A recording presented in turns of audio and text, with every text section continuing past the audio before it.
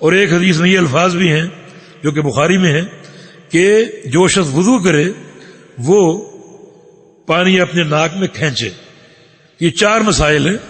پہلا مسئلہ اذا توضأ احدکم فلیجعل فی انفہ ماء، اپنے ناک میں پانی ڈالے، ثم ینتثر، پھر ناک کو جھاڑے. یہاں 2 الفاظ ہیں، ایک استنثار اور ایک استنشاق.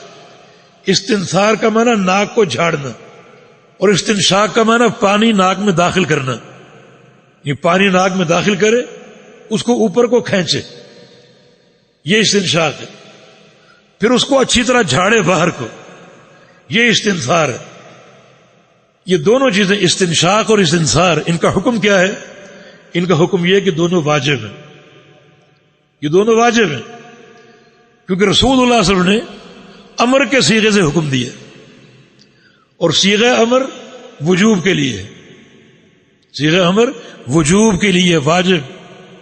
اس کا اصل معنی وجوب ہے، اللہ کوئی قرینہ ہو جو اس کو وجوب سے پھیر دے، لیکن یہاں ایسا کوئی قرینہ نہیں.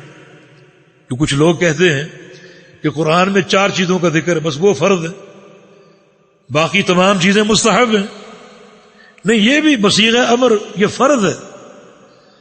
پھر قرآن نے چہرہ دھونا فرض قرار دیا ہے نا، تو ناک چہرے میں داخل ہے.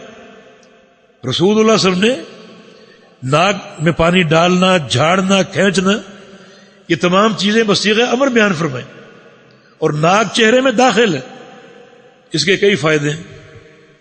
سب سے بڑا فائدہ یہ کہ رسول اللہ صلی اللہ علیہ وسلم کا فرمان ہے کہ فَإِنَّ الشَّيْطَانَ يَبِيتُ فِي خَيْشُومَتِهِ، شیطان جو ہے وہ انسان کی جو ناک کی یہ اوپر کی جڑ ہے، یہاں رات گزارتا ہے. اس جگہ پر یہاں رات گزارتا ہے. اور اگر آپ ناک جھاڑے بغیر چھوڑ دیں تو اس کے اثرات باقی رہیں گے. یہ شیطان کو دھتکارنا، شیطان کی تحقیر اور شیطان کی تذلیل بھی ہے اس میں، کہ ناک کو اچھی طرح جھاڑے تاکہ اس کی خوب تذلیل ہو اور خوب اس کی تحقیر ہو. یہ اس کا اہم فائدہ ہے. اور پھر ناک صاف بھی ہوگی. ناک کی صفائی کے طبی فائدے بھی ہیں. اور پھر اگر ناک صاف ہو، کچھ لوگ نزلے کے مریض ہوتے ہیں، ان کا ناک بند ہے، تو نماز میں قرات میں خلل آئے گا. جو غنہ کے حروف اچھی طرح ادا نہیں کر سکیں گے. اگر ناک کھل جائے، صاف ہو جائے، تو قرات جو ہے وہ آسان ہو جائے گی اور اچھی طریقے سے وہ قرات کر سکے گا.